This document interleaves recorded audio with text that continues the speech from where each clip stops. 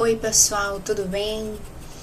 Essa é a nossa segunda aula, né, em relação às regras, né, do novo acordo ortográfico da língua portuguesa, né, cuja ideia aí é a unificação da ortografia da língua portuguesa, tá? Então hoje nós vamos falar sobre os acentos diferenciais, né, dos pares, que são aquelas palavrinhas que têm a mesma grafia, né? Então, assim, foi abolido o acento para diferenciar para, por exemplo, de verbo e para preposição. E vamos falar também nessa aula sobre os casos de uso do hífen e os casos de não uso do hífen. Aula riquíssima, maravilhosa, tá bom? Então, não sai daí. Vamos lá para a telinha lá, eu vou ficar bem pequenininha no canto direito para a gente poder conversar melhor. Muito bem, estamos aí de volta. Acento para diferenciar os pares, né, gente? Então, vamos lá.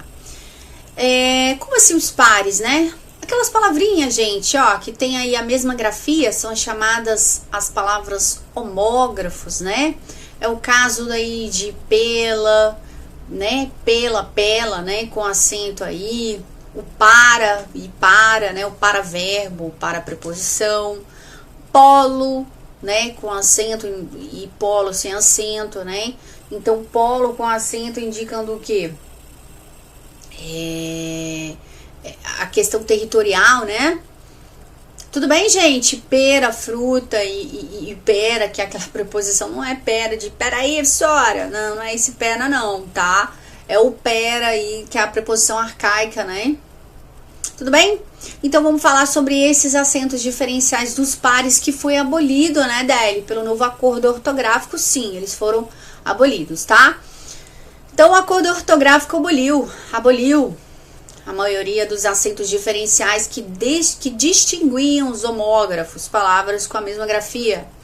O acordo ortográfico eliminou a maioria dos acentos diferenciais na língua portuguesa para unificar a ortografia, né, entre os países lusófonos. Então, como eu falei na primeira aula sobre as regras do novo acordo ortográfico, qual que é a ideia, né, desse acordo ortográfico? Para quê? Por quê?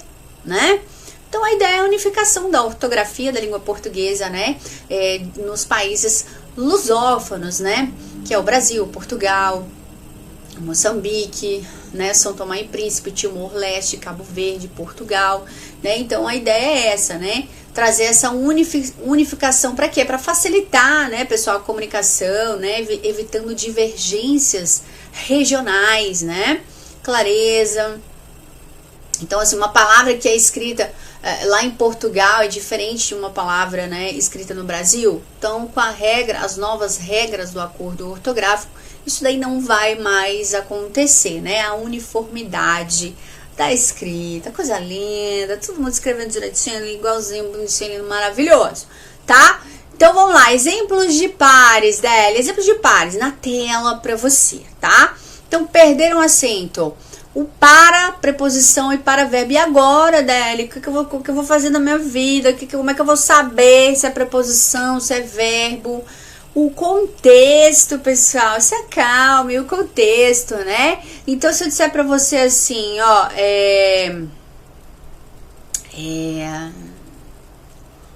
o aluno que conversa muito durante a aula para as explicações da professora.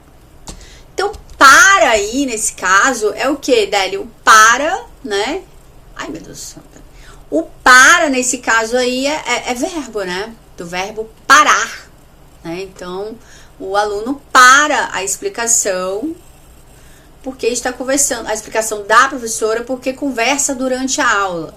Então, antes, esse para era escrito assim, ó, né?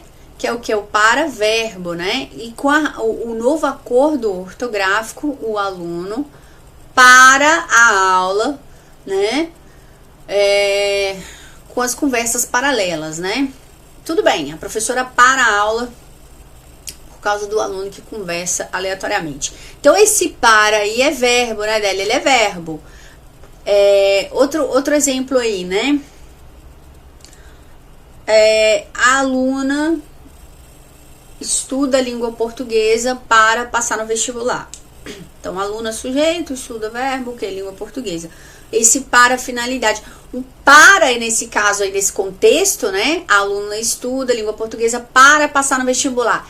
Este para é o que, gente? É a preposição, né? Então, com a nova regra do acordo ortográfico, tá bom? Este para aqui, com acento, ele não existe mais. Então, não tem mais esse negócio que vai distinguir o para com acento e o para sem acento. É o contexto, tudo bem? Então, o contexto é que vai dizer, né? Deli, esse para aí é verbo, esse para é preposição, tudo bem? Então, não tem mais. É o caso de para, o pela, né? Então, pela, né? Ela passa pela rua do namorado a fim de instigá-lo, sei lá, um exemplo que bobo, só para você ter, tá? Pela rua, né? Então, a preposição, esse pela, né?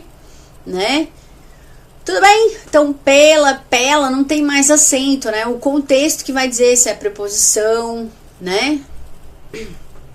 Se é verbo, tá bom?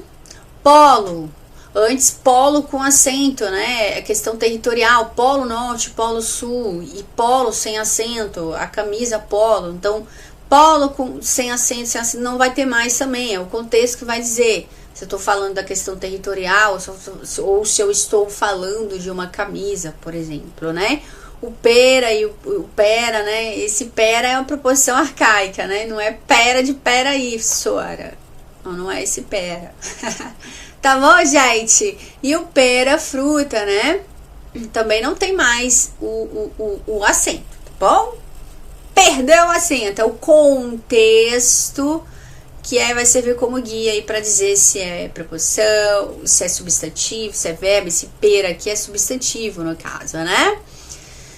Então, a frase, né, por exemplo, na frase aí, o rapaz para o trânsito, né? Então, passou a ser escrita como rapaz para o trânsito. Show! A distinção de significado agora depende do contexto frasal. Então, pelo pode ser substantivo ou preposição, né? Através de, no caso da preposição, tá certo? Sem um acento. Sentido vai ser aí feito por meio do contexto, tá? Exceções previstas, né, pelo acordo ortográfico. O verbo por, né, gente? O verbo por. Então, o verbo por permanece aí com o acento, né? O verbo por, né, para diferenciar do por preposição, né?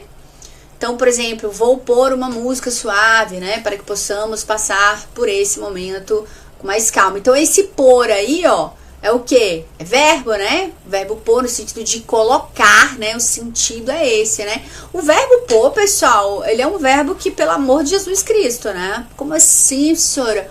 É um verbo que tem múltiplos sentidos. Assim, é um verbo que eu indico pra você que você não utilize. Ah, não, Délia, eu vou fazer o quê, então? Ah, gente, usa um verbo que seja mais específico. Então, por exemplo... sei lá, deixa eu pensar aqui um exemplo. Porque o verbo pôr, ele é um verbo que tem múltiplos significados, né? Então, assim, vou pôr uma música. O verbo colocar também, ele é bem complicadinho. O verbo pôr, ele é irregular, tem muitos significados. Então, assim, é um conselho, né? Diz que se conselho fosse bom, você não dava, vendia. Né? Então, assim, é muito, muito chatinho esse verbo, tá? Ó, não me ponho no seu lugar, por exemplo. Então, não me imagino no seu lugar. Então, em vez de você colocar o verbo pôr, você coloca um verbo mais específico, né? Não me imagino no seu lugar, tá certo? Tudo bem? Então, dicasinha bem legal, bem show de bola aí pra você, tá? A menina vai pôr o casaco. Então, em vez de você colocar pôr o casaco, a menina vai vestir o casaco. Verbo mais específico, para evitar o pôr. Verbo irregular, chato pra caramba, tem vários significados, tudo bem? Então, beleza, continuando aí na tela pra você. Então, pôde, ó, pôde versus pode, ó. Esse aí continua o acento. O pôde, no caso com acento, ele se refere ao passado, tudo bem? E o pode dele, o pode já se refere ao presente, tá? Ontem ela, ó, o exemplo, ontem ela não pôde. Pô, se é ontem, né, gente? Se é ontem é passado. Então, é pôde com acento. Pra indicar o passado, tudo bem? Não pôde o que? Comparecer à aula. Mas hoje ela pode. Ah, tá. O pode aqui sem um acento. O quê? Porque sem um acento ele indica o presente, né, gente? Indica o presente, tá? Então, hoje, né, ela pode participar normalmente. Show? Algumas exceções aí, o verbo por, tá? Casos excepcionais do acento circunflexo, né? Será opcional para diferenciar as palavras. Então, caso o que, gente? Opcional, tá bom? Então, forma substantivo, a forma do pão de queijo. Oh, meu Deus, que delícia, adoro, né? E forma, verbo, né? Então, forma aqui sem acento é o que? Verbo. E a forma com o acento, substantivo. Demos, ó, demos também, né? Opcional, gente, opcional, tá? Mas é legal colocar, ó, demos com acento é o verbo no subjuntivo. Já o demos sem o acento indica um pretérito opcional. Pode ou não colocar. Mas, ó, olha o exemplo, ó. A forma, ó, eu já li forma, né? Não tem nenhum acento, mas eu li forma, mas é a forma, né? Então, a forma como você trata os animais revela muito sobre o seu caráter. Então, forma, ó, tá precedido de artigo, né, DL. Ah, eu já sei que é um substantivo, né? Então, a forma, tá vendo? Independentemente da forma social, opa, aqui é forma, né? Do verbo formar, né? Tá vendo como o acento ele, né? Assim, aqui tá sem acento, tá indicando o verbo, tudo bem, né? É opcional, mas a forma como você, já é do verbo formar, né? Desculpa, gente. A forma como você trata os animais, pelo contexto deu para identificar, revela muito sobre o seu caráter, independentemente da forma social, né, em que tentam te encaixar. Show? Bacana? Então ele colocou aqui o acento, mas ele é o que, galera? Opcional, né? Pode ou não colocar, tudo bem? Não tem problema não. Mas é legal, né? Legal colocar. Ontem nós demos. Ah, se foi ontem, então tá indicando o quê? O verbo no subjuntivo, né? Tá. Perdão, o verbo no pretérito, né? Que é passado. Ontem nós demos um passeio com o cachorro no parque. Espero que amanhã também demos a sorte de encontrar o dia ensolarado. Aí demos com o acento indicando o subjuntivo, né? A hipótese, né? Opcional, beleza? Muito bem. Hífen. Vamos falar sobre o hífen, esse carinha aí super interessante que é o hífen, né? Eu vou falar para vocês aqui os primeiros casos de uso do hífen. Vou começar apontando já o H, para simplificar. Sempre que nós tivermos o H, a gente vai colocar o hífen na segunda palavra, né? Então, se o segundo termo começa por H, por exemplo, super homem, segundo termo, né? A segunda palavra começou com H, né, Deli? Já coloca o hífen. Anti-higiênico, anti-herói, tudo com hífen, tá bom? Bom, compostos. Gente, os compostos que não apresentam elementos de ligação, tá? É o caso de arco, íris, bate, boca, guarda, chuva. Mas como assim, Deli? Elementos que não apresentam elementos de ligação? Elementos de ligação. Quais são os elementos de ligação? As preposições, né? Os artigos. Então, todas as palavras compostas, pessoal, que não tem esses elementos aí de ligação, preposição e conjunção, tá? Elementos de ligação seriam as preposições e as conjunções, tá? Então, preposição barra conjunção, tá? É o caso de arco, íris, bate, boca, guarda, chuva. Tranquilo? No entanto, todavia, entretanto, né? Há exceções. Palavras que perderam o sentido de composição não apresentam hífen. Manda-chuva, girassol, paraquedas. Dali, como assim sentido de composição. Gente, são palavras que o falante, quando olha para a palavra, ele já entende aquela palavra como sendo única. Você entende? Por exemplo, paraquedas. A palavra paraquedas é o que? É a junção de para mais queda. Não é isso? Para mais queda. Então, assim, o falante, ele praticamente, assim, ele olha para paraquedas, ele já pensa no objeto. Então, é uma palavra que perdeu o seu sentido de composição, né? Você não pensa na palavra manda-chuva, por exemplo, como mandar na chuva. Mandar na chuva. Então, assim, é manda-chuva. Manda-chuva seria o quê? O chefe, alguém que manda. Então, assim, houve uma unificação da palavra. A palavra se tornou se tornou uma. Então, assim, ela perdeu esse sentido de composição. E então a gente não usa hífen. Manda-chuva, girassol, paraquedas, tá? Perder esse sentido de composição é isso. Tudo bem? Separando vogais ou consoantes iguais. Então, assim, tem vogal igual, usa o hífen. Bem fácil, ó. Micro-ondas. Ó o ouro aqui, ó. Então, micro-ônibus. Vogais iguais, usa o hífen, tá? Prefixo pan ou circum, seguido de palavras iniciadas por vogais ou por H, M ou N. No caso, pan, americano. Então, se tiver o prefixo pan, o prefixo circum, né?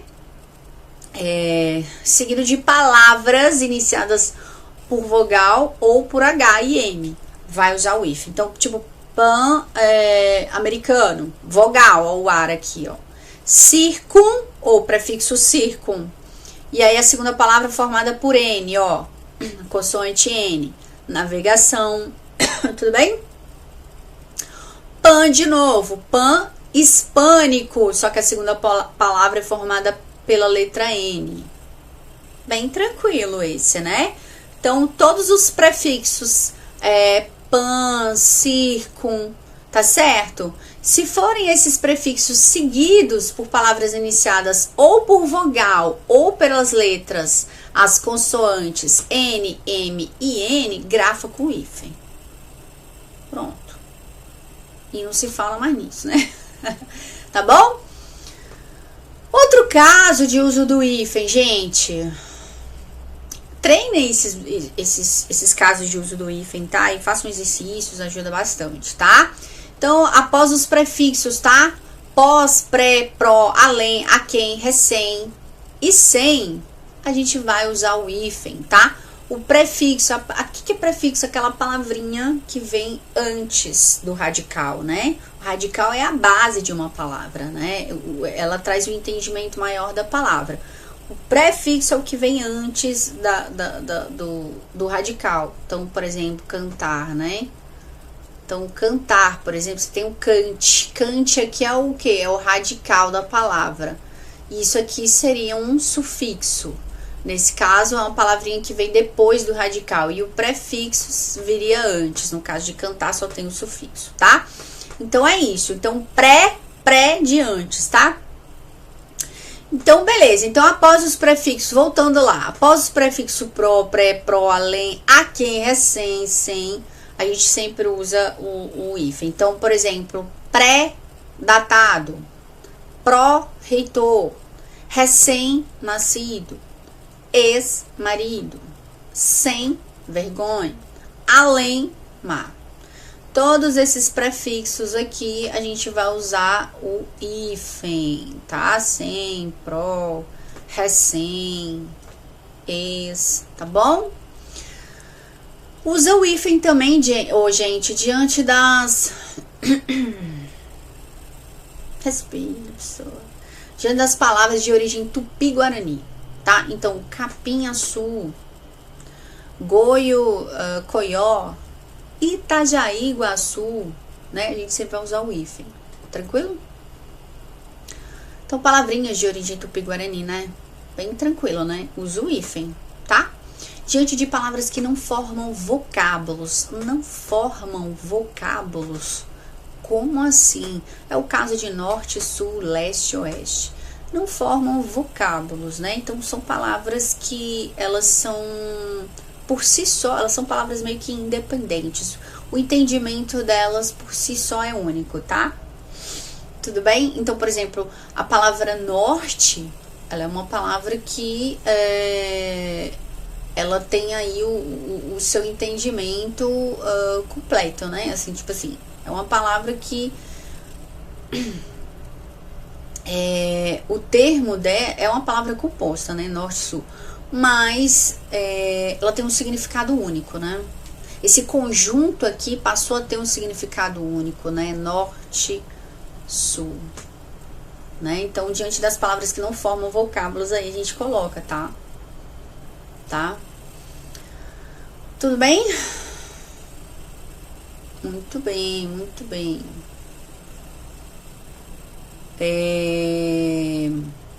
Tá, gente? Então, perder o sentido de composição indica o quê? Indica que a palavra, ela já foi assimilada, né, à língua, de uma forma que a sua origem em dois elementos distintos não é mais percebida. Perdão, falei errado aqui. No caso de norte, sul, norte, você fala a palavra norte, você já entende, né?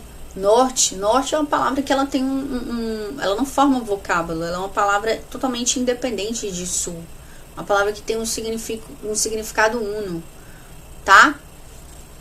Muito bem, tá? O leste, oeste é a mesma coisa. É diferente de paraquedas, né? Paraquedas não, é uma palavra que ela perdeu o sentido de composição, né? Então, ela tem um significado único, né? Tá bom? Muito bem. A transformação, né? No modo como que o falante interpreta um termo, né? Um termo que é um composto, no caso de paraquedas, né? Norte e sul não. Norte e sul já não forma vocábulo, né? Norte, tranquilo. Leste, tá? Beleza, gente. Que mais, Deli? Nós temos aí agora os casos do hífen aí diante de palavras compostas, né, que vão designar espécies botânicas e zoológicas, né, com ou sem formas de ligação, tá? Então, por exemplo, fiquei meio encabulada que esses não formam vocábulos aqui. Esses não formam vocábulos, gente, só pra ficar muito claro aqui, que eu odeio ficar devendo coisas. É a independência semântica, tá? Independência semântica, no caso aí, a questão do sentido, tá? Então, beleza? Tudo bem? Mantenha a sua individualidade, né, em relação aos outros elementos que os acompanham, tá? Então tá, usa-se o if diante de palavras compostas. Bem, ficou claro pra vocês? Esses que não formam vocábulos, tá? Usa-se ifs diante de palavras compostas que designam espécies botânicas e zoológicas com ou sem formas de ligação. Então, erva doce, beija-flor, couve-flor, né? Então, falou de espécies botânicas e zoológicas, você já pensa aí no hífen. Tranquilo? Muito fácil, né? Não uso do hífen, Deli. Gente, não se utiliza o hífen diante de prefixo terminado em vogal ou em uma palavra começada por R ou S. Grava isso, R ou S. Sendo assim, será necessário dobrar o R ou S. Então, por exemplo, ultrassom. Então, você pensa na palavra ultrassom, você tem o quê? Ultrassom. Então, toda vez que você tiver um prefixo que termina com vogal, não é isso? Ó, não se utiliza diante de prefixo terminado em vogal, terminou em vogal, vogal A, certo? E aí que a segunda palavra começou com a letra S.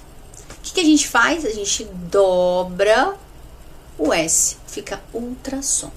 Terminou com vogal e a segunda palavra iniciou com uma consoante R ou S, não usa hífen. A gente dobra o R ou o S. É o caso de contra-regra, motosserra, mini saia. Ó, mini saia, dobra o S. Contra regra, dobra o R. Ultrassom, dobra o S. Motosserra, dobra o S. Tá? Terminou com O, por aí vai. Juntam-se os termos em caso de vogais diferentes. Agora aqui, ó, mudou. Vogais diferentes. Quando são vogais iguais, a gente separa com hífen. É o caso de micro-ondas. Se as vogais forem diferentes, a gente junta. É o caso de autoescola. Então, terminou, por exemplo, com o, auto, olha o O aí, escola. Começou com a vogal E. Junta a palavra. Tudo bem? Semi-analfabeto. Ontem. Autoatendimento. Aeroespacial. Tudo bem? Bem tranquilo, né, gente? Então, dali vogais iguais, uso o hífen.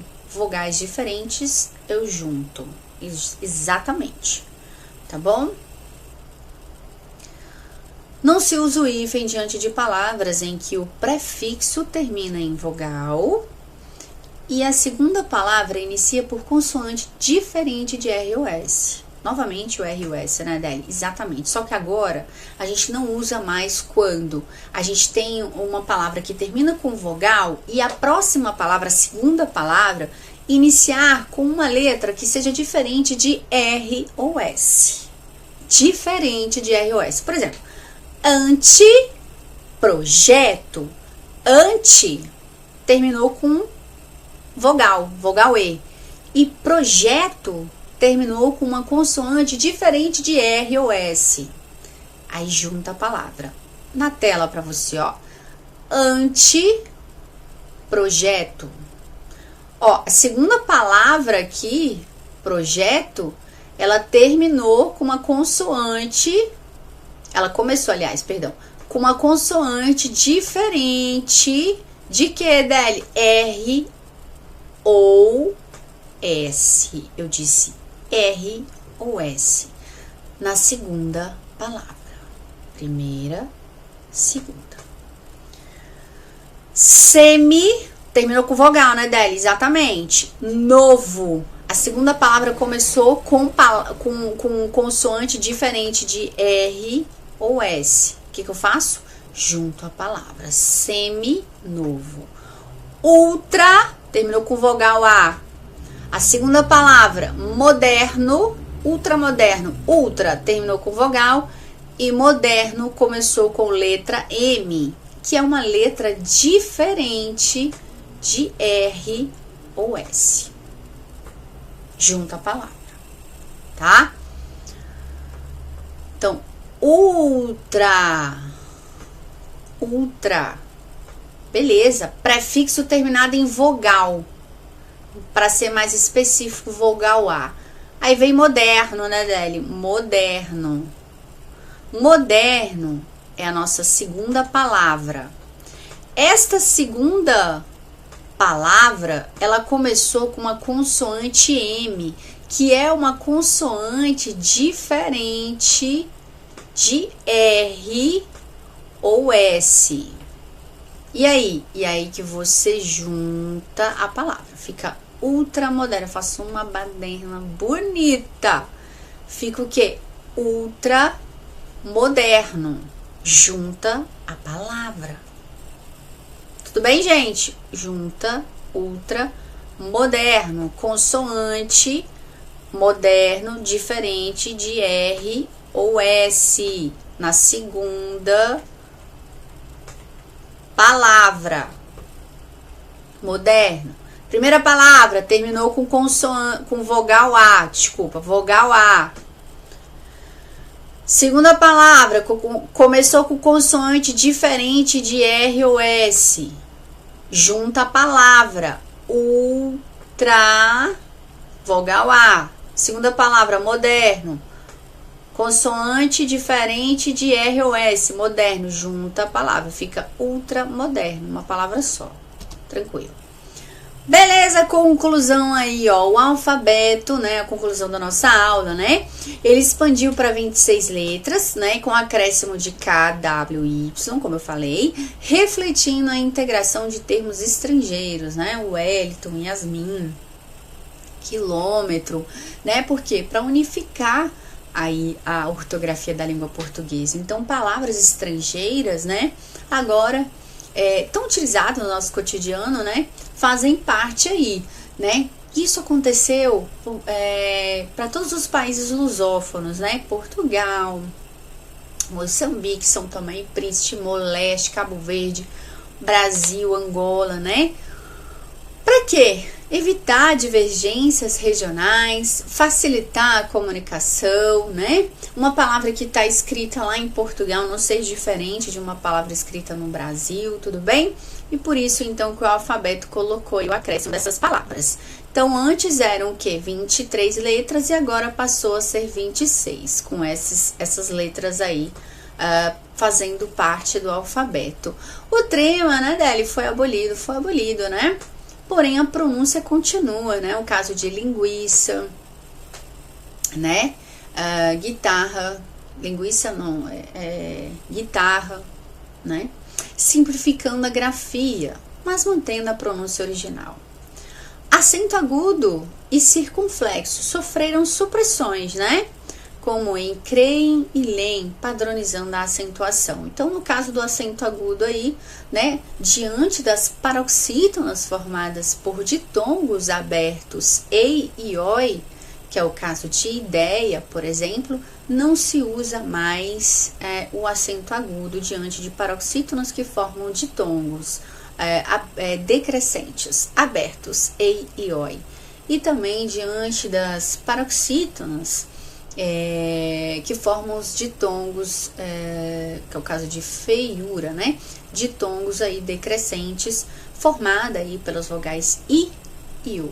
Esse é o acento agudo aí que perdeu aí, né? Foi extinto o acento diante desses casos. Paroxítonas, diante de ditongos decrescentes formados pelos ditongos abertos ei e oi, e diante dos paroxítonas formadas, para você decorar, de ditongos decrescentes com as vogais I e U, que é o caso de feiura, né?